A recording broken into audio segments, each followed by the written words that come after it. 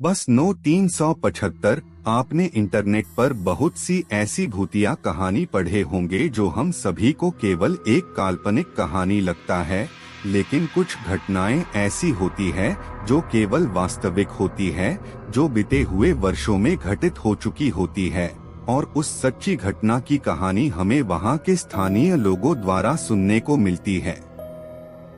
ऐसे ही हम चीन के बीजिंग शहर में घटित एक रहस्यमयी और डरावनी घटना का यहाँ जिक्र करेंगे जो बहुत साल पहले घटित हुई थी। हालांकि लगभग हर समय कई चीनी अंग्रेजी वेबसाइट में इस घटना के बारे में सुनने को मिलता है, आखिर में इस रहस्यमयी घटना का जिक्र बार बार क्यों होता है तथा क्यों बस नंबर 375 का नाम क्यों लोगों के मन में बार बार उभर कर आता है। क्या यह घटना एक वास्तविक घटना है या फिर एक पहेली है जो लोगों को उसको जानने के लिए बार बार उत्सुक करती है? अगर आप भी ऐसे ही फेमस अनसॉल्व्ड मिस्ट्रीज को जानने में रुचि रखते हैं, तो आपको यह सच्ची भूतिया कहानी आपको पढ़ने में जरूर आनंद आएगा। तो चलिए हम आज बस नो 375 की रहस्यमयी और भूतों की कहानी को पढ़ने और जानने की कोशिश करते हैं कि आखिर बस नंबर 375 में कौन सी भूतिया घटनाएं हुई थी जो लोगों में आज भी चर्चा का विषय है तथा जिसकी कहानी दुनिया भर में बहुत ही मशहूर है। आज से लगभग 27 साल पहले चाइना के बीजिंग शहर में एक रहस्यमय घटना उजागर हुई जिसका संबंध वहां की बस नंबर 375 से की जाती है। इस घटना का जिक्र बीजिंग के कई अंग्रेजी वेबसाइटों में पढ़ने को मिलती है। हालांकि यह घटित घटना एक सच्चाई है या काल्पनिक या 2 दशक पहले ऐसा कुछ हुआ था जिसके चलते चीन के बस नंबर 375 की डरावनी कहानी चाइनीज हॉरर स्टोरी बस 375 लोगों के जहन में बार बार उभर कर सामने आती है। इसलिए आज भी लोग रात के समय में बस से यात्रा करने में डरते हैं, क्योंकि लोगों के जहन में यह बात घर कर गई है कि रूट नंबर 375 वाली रहस्यमयी घटना डरावनी भूतिया है। हालांकि चीनी अखबारों और अंग्रेजी वेबसाइटों में इस चाइनीज हॉरर स्टोरी के बारे में विस्तृत जानकारी दिखने वाले हैं, जिनकी हकीकत क्या है आज हम बताने वाले हैं। यह कहानी चीन के बीजिंग शहर की है, जहां पर 14 नवंबर 1995 की वह अंधेरी रात थी। सर्दी का मौसम व घना कोहरा छाया हुआ था। ठंडी का मौसम होने के साथ साथ सर्द हवाएं भी चल रही थी, जिसके कारण काली रात में रूट नंबर 375 की बस रोज की भांति अपने गंतव्य स्थान के लिए रवाना हुई।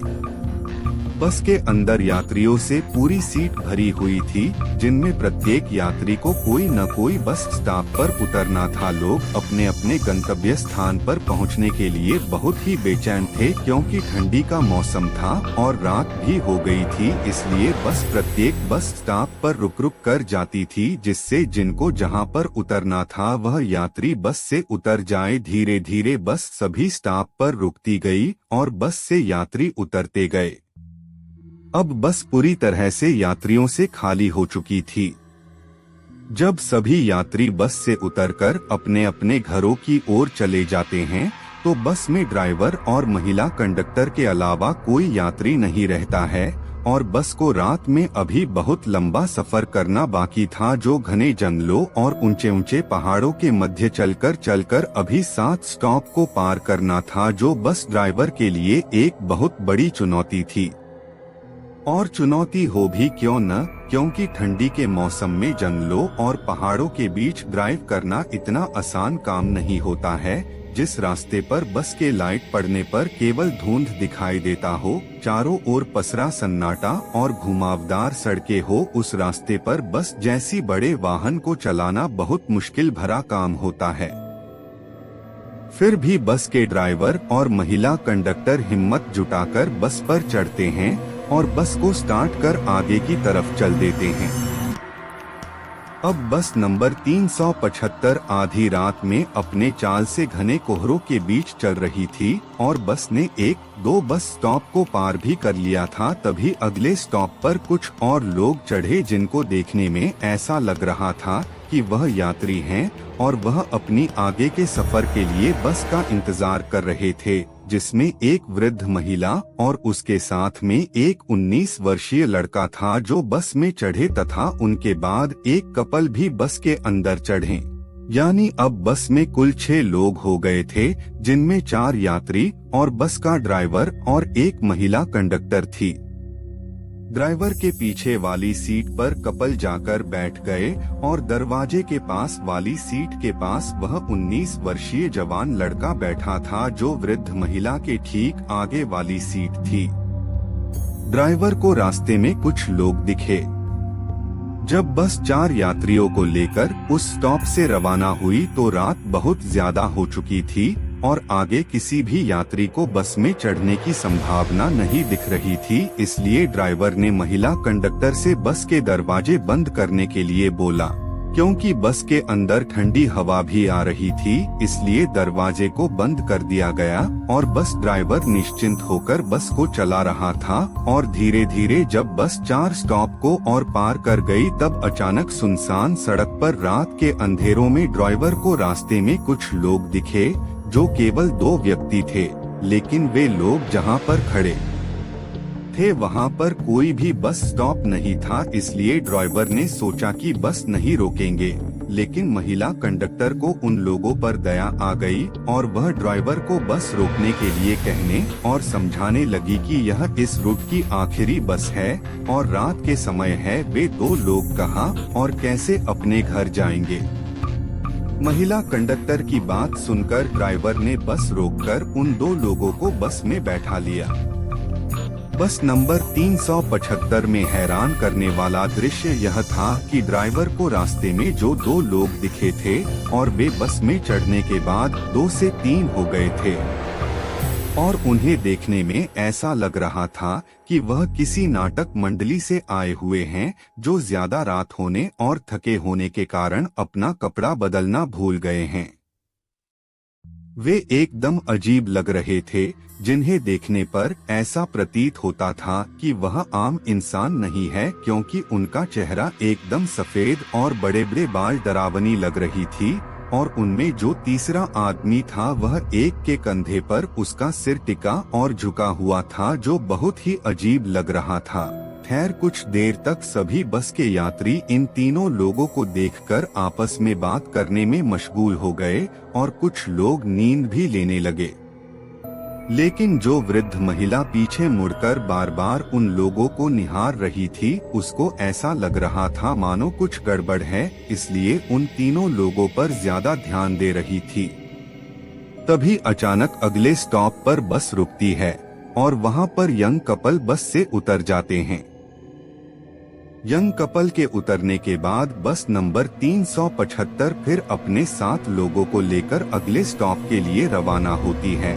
और जब कुछ समय तक बस चलती है तो एक बार और वृद्ध औरत पीछे मुड़कर उन 3 लोगों को देखती है और उसके बाद अपने सामने बैठे हुए 19 वर्षीय लड़के के तरफ देखती है और उसको एक जोरदार थप्पड़ जड़ देती है और जोर जोर से चिल्लाने लगती है कि मेरा पर्स गुम हो गया है जो तुमने ही चुराया है। मेरा पर्स जल्दी मुझे वापस करो। बताओ मेरा पर्स तुमने क्यों चुराया? मेरा पर्स कहाँ है? वृद्ध महिला के इस शोर गुल से सभी बस में बैठे लोग हक्का बक्का रह गए कि आखिर में अचानक इस बूढ़ी औरत को हो क्या गया है और इसका पर्स कौन चुरा लिया। सभी लोग इधर उधर देखने लगे। तभी लड़के ने वृद्ध महिला से कहा कि मैंने आपका पर्स नहीं चुराया है, भला मैं ऐसा क्यों करूँगा। लड़के की बात सुनकर महिला कंडक्टर ने भी वृद्ध महिला से कहा कि हाँ, वह लड़का आपका पर्स कैसे चुरा सकता है, क्योंकि वह तो आपके आगे बैठा है जो आपके ठीक सामने है। आपको जरूर कोई गलतफहमी हुई होगी। बस ड्राइवर व कंडक्टर के द्वारा बार बार लड़के को निर्दोष बताए जाने पर भी वृद्ध महिला अपनी बातों से पीछे नहीं हटी और वह लड़के को दोषी बताकर ड्राइवर को अगले स्टॉप पर बस रोकने के लिए कहने लगी और लड़के को पुलिस स्टेशन ले जाने की बात करने लगी। ड्राइवर ने आखिर में विवश होकर अगले स्टॉप पर बस रोककर उन दोनों को नीचे उतार दिया। जब वृद्ध महिला ने लड़के को चोरी का आरोप लगाकर उसे बस नीचे उतार दिया और अपने भी उतर गई, जिस कारण लड़का बहुत ही परेशान हो गया था कि जब मैंने चोरी की ही नहीं तो ये वृद्ध महिला मेरे ऊपर ऐसा आरोप क्यों लगा रही है, ऐसा सवाल लड़के के मन में चल रहा था।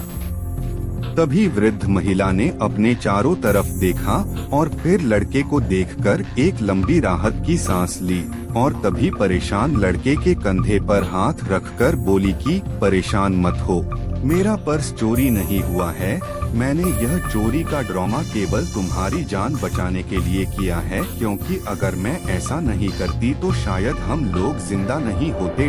महिला की बात सुनकर लड़का आश्चर्यचकित होकर बोला कि यह आप क्या बोल रही हैं और आखिर में आपने मेरी जान कैसे और किससे बचाई है। तभी वृद्ध महिला ने लड़के से कहा कि तुम्हें याद है कि बस में जब हम लोग यात्रा कर रहे थे तो सुनसान रास्ते में दो लोग बस में चढ़े थे, जो बस के अंदर 3 लोग दिखाई दे रहे थे। मैं तभी से उन लोगों को देख रही थी, वे लोग शुरू से ही अजीब लग रहे थे। मैं समझ गई थी कि वह आम इंसान नहीं हैं और जानते हो उस समय मेरे को पूरा विश्वास हो गया। जिस समय हवा के द्वारा उनके कपड़े इधर उधर उड़ रहे थे तभी मैंने उनके पैरों की तरफ देखा तो सन्न रह गई, क्योंकि उनके तो पैर ही नहीं थे। तब मैं जान गई कि वे इंसान नहीं है, वे भूत है। इसलिए मैंने पर्स चोरी का ड्रामा कर अपने आप को और तुमको बस से उतारना चाहती थी। ये सब बातें सुनकर लड़के ने उस वृद्ध महिला को धन्यवाद किया और वे दोनों पुलिस स्टेशन गए और पुलिस को पूरी बात बताई, लेकिन पुलिस ने इस बात को गंभीरता से नहीं लिया और उन दोनों को घर जाने के लिए बोल दिया। बस नंबर 375 की गायब होने की सूचना मिली। जब बूढ़ी औरत और लड़का बस नंबर 375 की आप बीती सुनाने पुलिस स्टेशन गए तो इनकी बातों को गंभीरता से नहीं लिया गया, लेकिन अगले दिन सुबह जब पुलिस को यह सूचना मिली कि युएनमिंग ह्यूएन्स बस टर्मिनल से फ्रेग्रेंट हिल तक जाने वाली रूट बस नंबर 375 लापता है, वह अपने निर्धारित स्टेशन पर नहीं पहुंची है, तो यह खबर पूरे बीजिंग में आग की तरह फैल गई और यह घटना पुलिस के लिए एक चुनौती बन गई, जिससे पुलिस यह सोचने पर विवश हो गई कि रात के समय जो वृद्ध महिला व लड़के जो बात का जिक्र कर रहे थे वह घटना वास्तव में सही था। इसके बाद पुलिस ने तुरंत एक्शन लिया और उसी समय पुनः वृद्ध महिला व लड़के को पुलिस स्टेशन बुलाकर एक बार विस्तार से बस नंबर 375 के बारे में घटित जानकारी उनसे लेकर पुलिस तुरंत बस की खोजबीन शुरू कर देती है और उस रूट की सभी सीसीटीवी कैमरे को चेक किया जाता है। लेकिन सबसे आश्चर्य की बात यह है कि इन कैमरों में इस रूट पर कोई भी बस दिखाई नहीं दिया, जिससे बस को पता करने में और कठिनाई होने लगी। जब पुलिस ने बस नंबर 375 की रूट का कैमरा खंगाल लिया और हर जगह की खोजबीन करके थक गई, लेकिन उस समय पुलिस को कोई सुराग नहीं मिला। लेकिन 16 नवंबर को पुलिस को कहीं से सूचना मिली कि फ्रेग्रेंट हिल से करीब 100 किलोमीटर की दूरी पर नदी में एक बस गिरी है, तो फौरन पुलिस अपने दलबल के साथ दुर्घटना स्थल पर पहुंचती है और क्रेन की मदद से उस बस को बाहर निकाला जाता है, जिसके अंदर 5 लोगों की लाश निकलती है, जिसमें एक औरत की लाश होती है और जांच में यह पाया जाता है कि यह वही बस 375 है जो गायब हुई थी और जिसके बारे में उस दिन रात में वृद्ध महिला व नवयुवक बताना चाह रहे थे कि बस में ड्राइवर व महिला कंडक्टर के अलावा 3 लोग और बैठे थे, जो इंसान नहीं कोई भूत लग रहे थे क्योंकि उनके पैर ही नहीं थे। बस को नदी से लगभग 2 दिन बाद बाहर निकाला गया और यह पाया गया कि बस में 5 लोगों की लाशें हैं, लेकिन 2 लाशें सही सलामत हैं, लेकिन बाकी बची 3 लाश पूरी तरह से सड़ गल गई है। आखिर में 2 दिन में लाश सड़ कैसे सकती है? यानी वे तीनों लाशें जो थी वह वास्तव में किसी भूत की थी। इसके अलावा दूसरी बात यह देखा गया कि जिस रूट पर बस चल रही थी उस रूट के सभी सीसीटीवी कैमरे में बस का कुछ पता नहीं चला, यानी कैमरे में बस कैद नहीं हुई। यह बातें सभी को आश्चर्यचकित किया। तीसरी बातें जो सबको आश्चर्यचकित किया, जो सबसे अजीब था वह यह था कि बस के फ्यूल टैंक में इतना फ्यूल ही नहीं था कि बस और 100 किलोमीटर चल सकती थी, लेकिन यह कैसे और इतनी दूर तक जा सकी? बाद में जब फ्यूल टैंक को खोला गया और देखा गया कि उसमें कितना फ्यूल बचा है, तो यह सच सामने आया कि टैंक में फ्यूल ही नहीं है बल्कि फ्यूल की जगह पर खून है, यानी पूरा टैंक खून से भरा हुआ है, जिससे देखकर सभी लोग डर गए और यह बातें पूरे चीन के बीजिंग शहर में फैल गई। इसलिए बस नंबर 375, बस नो 375 की डरावनी कहानी आज भी लोगों के जहन में फैली हुई है। हालांकि इस घटना को बहुत से लोग एक काल्पनिक कहानी मानते हैं, लेकिन कुछ लोग इसको सच भी बताते हैं। यह पोस्ट इंटरनेट दी गई जानकारियों के द्वारा बताया गया है तथा इसमें कैरियर टाइप का कोई भी व्यक्तिगत विचार सम्मिलित नहीं है, इसलिए यह कहानी वास्तविक है या काल्पनिक हम दावा नहीं करते हैं। अगर आपको यह कहानी अच्छी लगी हो तो लाइक, शेयर, कमेंट और सब्सक्राइब जरूर से जरूर करें भाई। धन्यवाद।